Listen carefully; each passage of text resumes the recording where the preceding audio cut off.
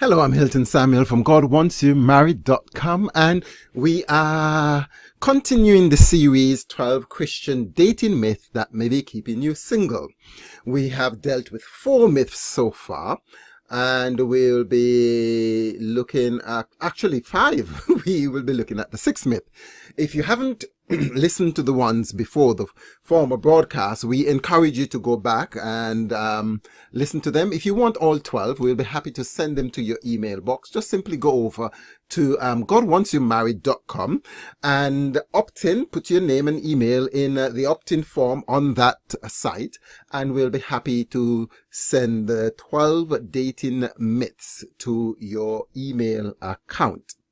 Now, we'll be looking at an interesting one called You Should Always, number 6, you should always ever only date to marry.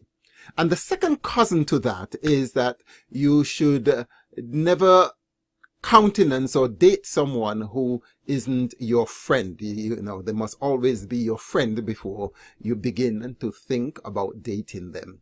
Now, in theory, I totally agree that you should date or continue to date someone that you have intentions of marrying, because I know that there is a movement today against the courtship model, and I've read quite a few articles by very influential people who are rubbishing the courtship model. You know, they are suggesting that it's, you know, it's too serious. You know, you don't have a chance. I just read an article and I don't have the time to pull it up and flag it and show you that article. Give me a minute. I'll just go and see if I could find it and show you the article.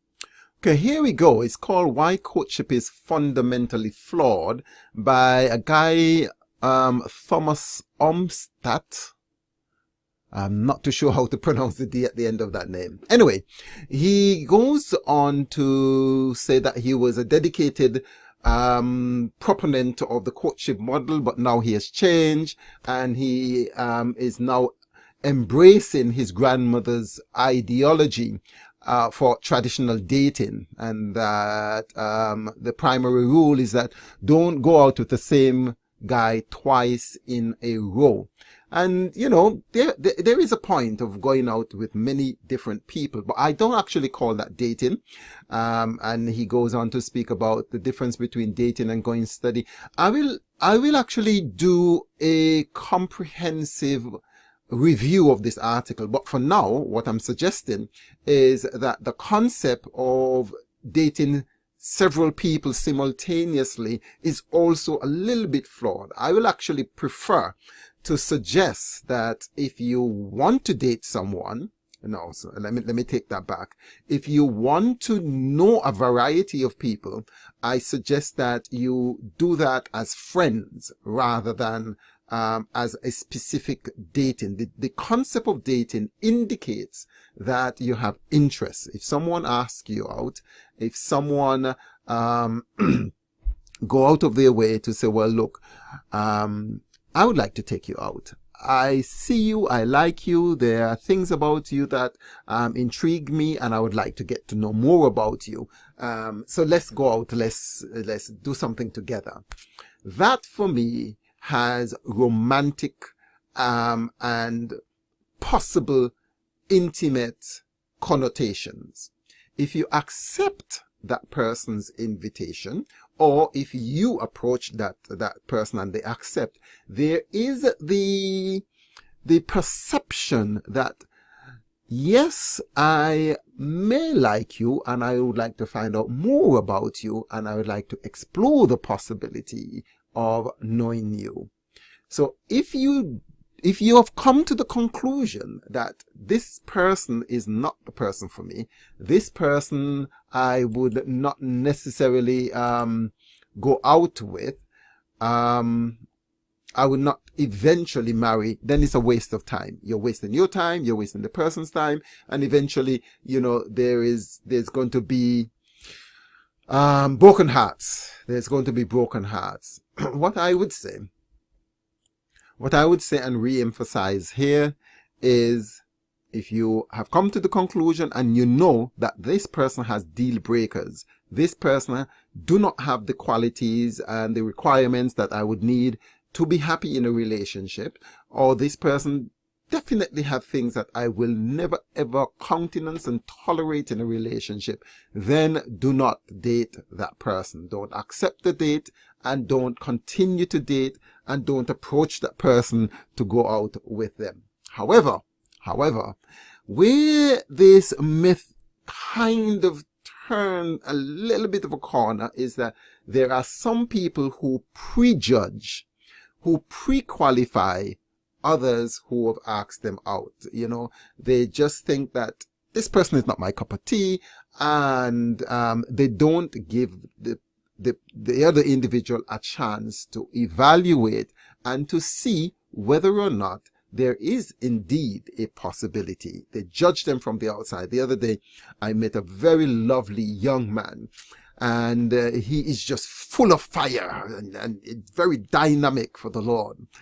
But when you look at him, the first impression that you will see, his face is scarred. In fact, someone threw acid on him. And just looking at him, you kind of, might want to recoil. But however, when you get to know him, when you get to know his story, you don't see that scar anymore. And this is the point I'm making. Many people are stuck in the land of singledom simply because they do not give people that they probably have prejudged the opportunity to get to know them more. I suggest and I say that if someone doesn't have definitive deal breakers and they approach you, or they show interest in you, you may not have thought about that person before. They may not be from the group or ethnic group or that you particularly desire. They may have, you pre-qualify them. I say, look, just try to see whether or not there is a possibility. You may go one. I say that you need at least 3 to 4 interactions with the person before you make up your mind definitively. In marketing, I learned that you need, or people need 7 exposures, at least 7 exposures to your brand, to your product, before they even begin to think about whether or not they want to purchase it. Some people know exactly upfront, this is what I want. Other people, they may not even know that your brand exists. So that is why they advertise repeatedly over and over in the media, on the television, in the newspapers, on the radio, magazines. They repeatedly advertise so that you could become familiar and accustomed to the brand. Similarly, what I'm saying is that many times we need to engage with, expose ourselves with a variety of people, or with this person, before we come to the conclusion that he or she is not my cup of tea. Now, the second cousin to this is the friendship model. And the model goes that, and it's quite true, that you have to be friends before you can date someone. You have to be friends with someone before you can date them. Now, friendship is a very vital prerequisite and foundation for a relationship. Again, I'll say it is a very vital, important, necessary, and foundation, cornerstone for a relationship. However, a relationship doesn't always have to start with friendship. Friendship can grow as you navigate the relationship, as you begin the relationship. Interestingly, in the Bible, the concept of friendship wasn't even taken into account. Your parents secure your spouse for you, and that's it. Laban married, or just married off his daughters to Jacob. Well, I think that's a very wrong example. However, what I'm saying, that in the scriptures, that this concept of friendship wasn't necessarily taken into account.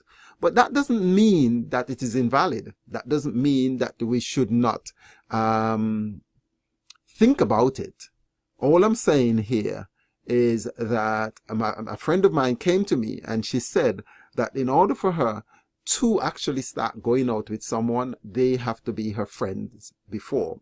And I think that concept, while valid, precludes a lot of people that she would meet. She would meet tons of potential suitors who are totally strangers, and they are genuinely interested in her from square one. And I am saying that friendship can grow. You don't necessarily need a prolonged period before you begin to think about whether or not this person. You can evaluate the person, date them, evaluate them, and decide whether or not you want to proceed without having to have this prerequisite of having a year of friendship before you begin to date them, or having an extended period of time before you could even start to think about dating them. I'm saying, look, if you want to date someone and you're meeting them you've met them recently, you can evaluate whether or not you want to progress with the relationship during the dating period. Okay, well, that's it for that. Next episode, we'll be looking at an interesting one, that men must take the initiative. This word should be initiative before